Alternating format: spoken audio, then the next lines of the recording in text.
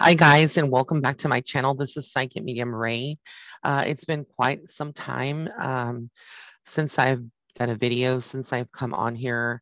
A lot has happened, so I'm kind of just like um, picking up the pieces, so to speak, and letting you know, giving you a little bit more insight into my personal life, so you kind of know what's been going on, which I rarely ever even speak about.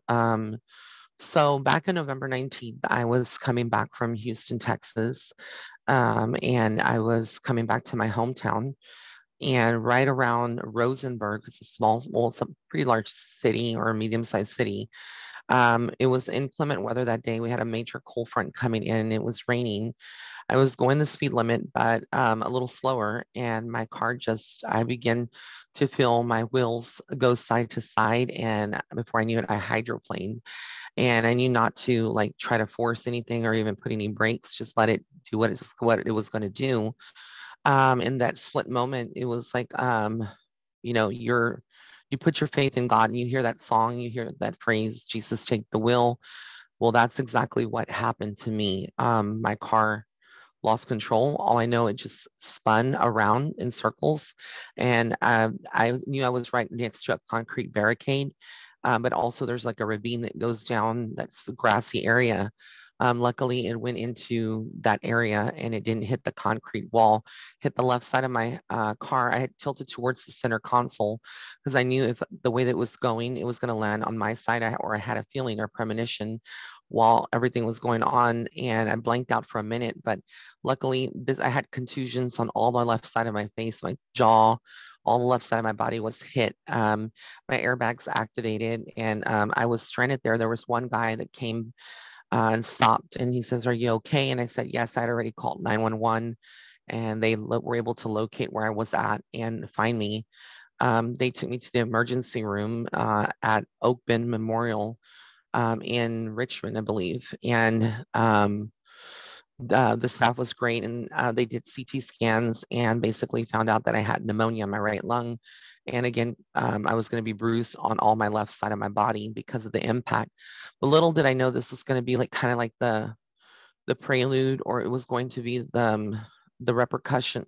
It was going to be kind of like the beginning of an onset of a whole slew of other things going on. So I found out I had pneumonia. They sent me home with antibiotics. Then Thanksgiving happened that weekend. I decided to go, to Houston, hang out with some friends. And when I came back on the 26th, I was back in the evening and I felt very, very sick. I had fever, almost like this feeling like you burning up from the inside out. I had 102.9 fever. My oxygen levels were plummeting. I felt very weak. I had like tachycardia. Basically, my heart was beating really, really fast because of what I had. So I went to the hospital. They said, "We're admitting you. You have pneumonia. We don't know what kind yet, but we're going to treat you with antibiotics." So they started pumping me with antibiotics, medicine. I was dehydrated. And I stayed there for about 7 days. Fevers constantly throughout that time period still coming off and on. The doctors had no clue. Finally, a pulmonologist was called in, and his name is Dr. Copeland. He's amazing. Um, and him and his staff, he decided that he saw that I had in my right lower lung some formations that were glass-like, almost like patients who would have had COVID back in the day. So he said it was like an anomaly. He wanted to do like not a biopsy, but kind of like a bronchoscopy, where they go in, but they sedate you. That they go in and they actually pull out those cells. And so he pulled out all that area that he saw these anomalies, and he sent it off to pathology. That was on a Friday. I was scared from, anytime you go under, you don't know if you're coming back. And although it was a light sedation, I was still kind of like in between a twilight, kind of like awake. It wasn't like fully under because they didn't have an anesthesiologist. The doctor was the one that administered that. I still, you still have fears that, well, is it going to be my time, et cetera? Am I coming back? So you're faced with mortality. And I think that's what really, really scared me, but I put my faith in God. I also had like 17 pounds worth of fluid in my body. I was on Lasix. It was just a whole ordeal. Of course, I was put on they sent that off to pathology, and then on a Monday, the nurses were taking my vital signs, and they got a call saying that I had MRSA. Well, if you're not familiar with this is like a staph infection inside your lung. I don't know how I got it, but these are typically very deadly, and if they're not caught in time, um, most people don't survive it because you can go septic. Um, they were able to, then he was like, if I wouldn't have done this procedure, I wouldn't believe that you had MRSA. So basically, he then administered the right antibiotic for me, and I started getting well. My tachycardia started like evening out, getting going away. But they checked my heart. My heart was fine.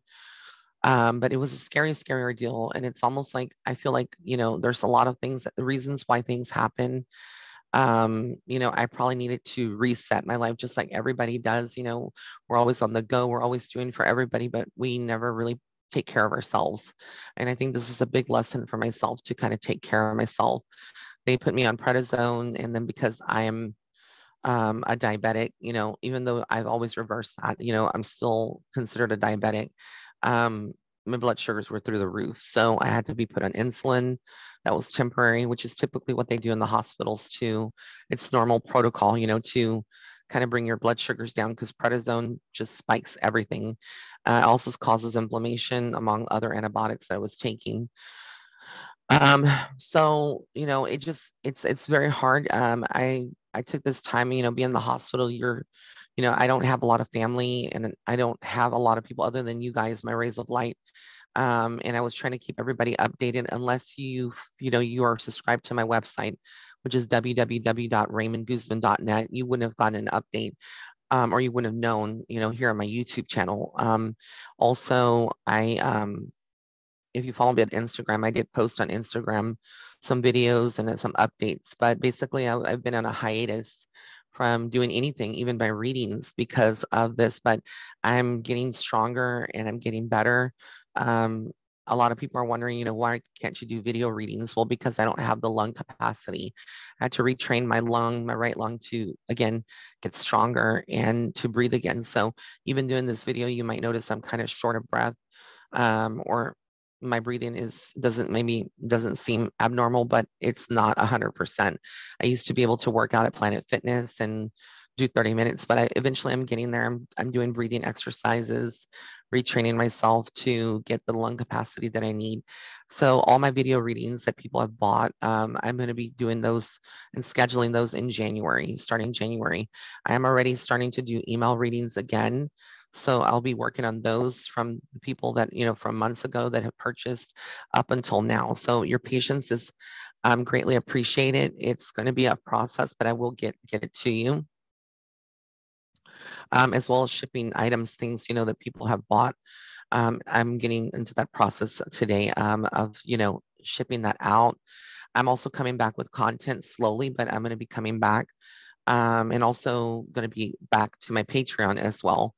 So if you haven't joined my Patreon, um, I miss you guys. I love you guys, and I rarely am this candid or open about my life, but it's been a very humbling journey. But God, I believe in God first and foremost, and I want to give thanks to God because I know there's a higher power, and regardless of where you stand with your beliefs, whether you're agnostic or you're non-denominational or you just don't believe, just know that there is a higher power, and I do believe that it wasn't my time yet to go.